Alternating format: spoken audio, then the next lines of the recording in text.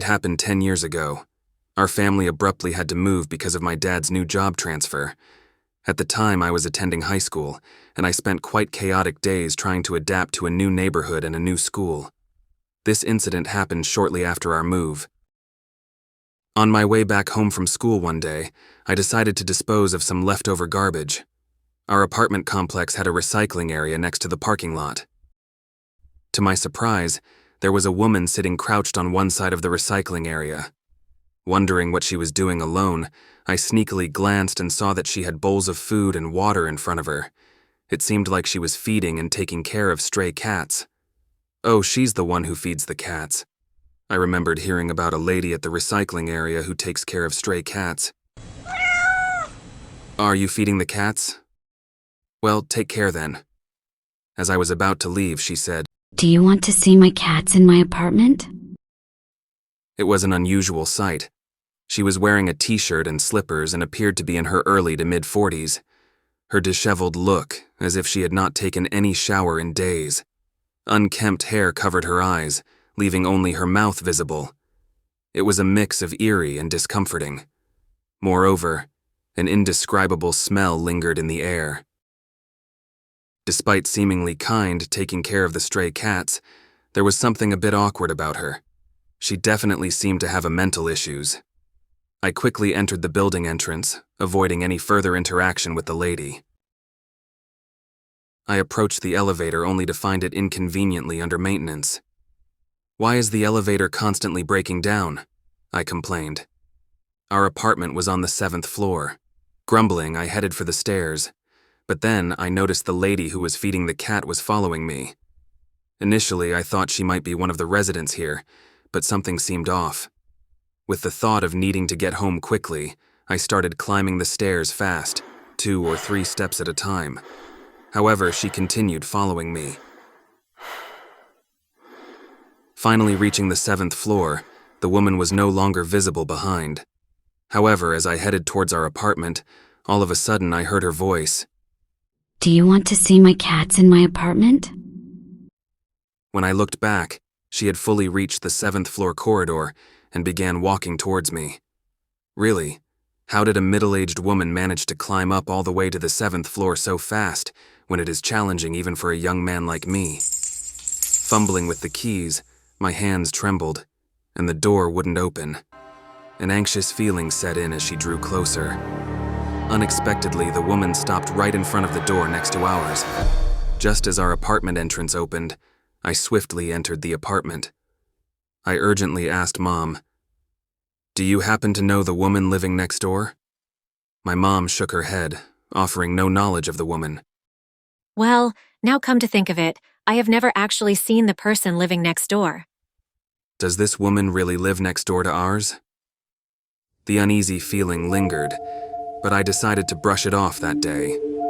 However, a few days later, it happened. It was early evening when I returned home. As I walked through the corridor from the elevator, what on earth? The corridor was filled with an indescribable stench. It was unmistakably the same odor I had smelled when I encountered that woman the last time. I instinctively covered my nose.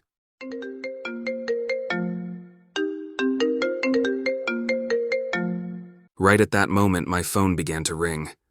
While trying to take it out of my pocket, I accidentally dropped it on the floor. Thankfully, the screen remained unbroken when I picked it up. In that fleeting moment of relief, the door of the neighboring apartment opened.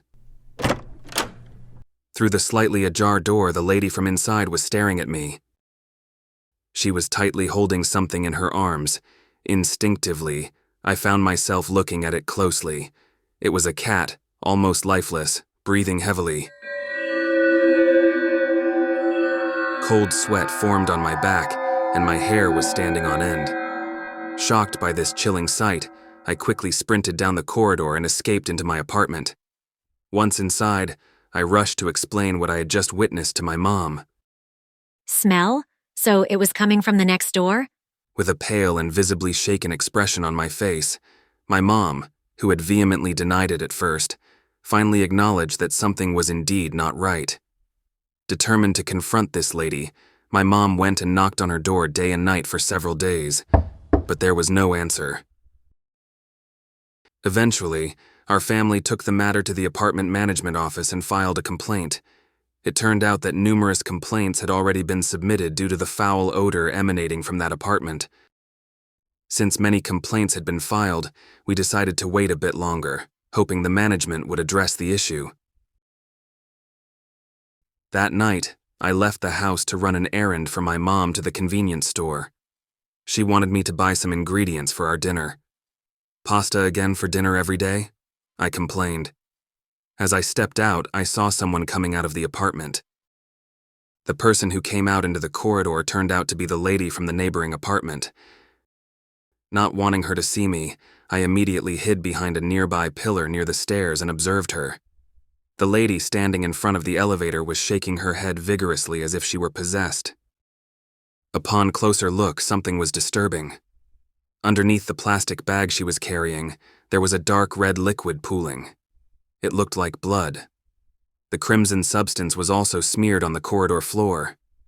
I couldn't help but wonder, what could be inside that plastic bag? Trying hard not to be discovered by her, I swiftly descended the dim staircase. At that moment, the sound of slippers being rubbed against the floor resonated once again.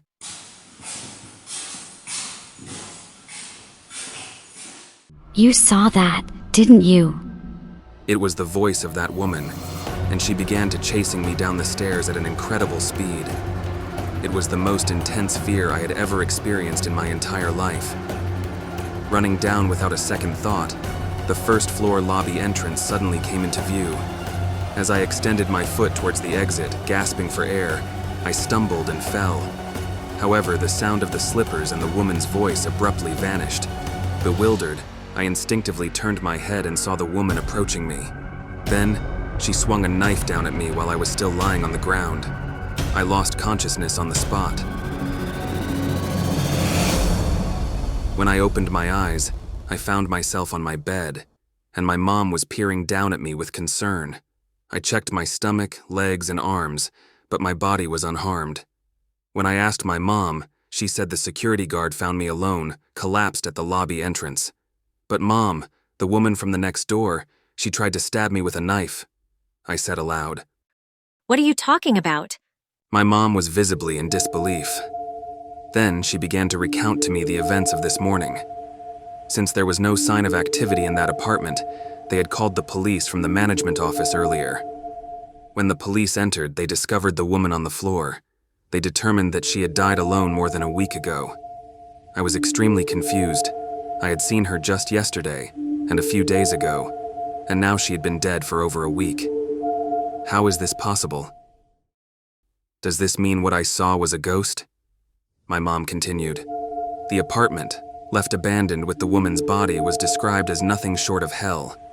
The entire place was filled with garbage, stench, and insects. However, what was even more shocking was what was left inside the refrigerator. It was said to be filled with something wrapped in plastic bags, and upon closer inspection, it turned out to be parts of a dismembered cat, each stored in sections. Even after 10 years, the memory refused to fade. That woman, and the almost lifeless cat in her arms, were they all ghosts? And why was she trying to stab me with the knife? Is it because I had witnessed her gruesome acts?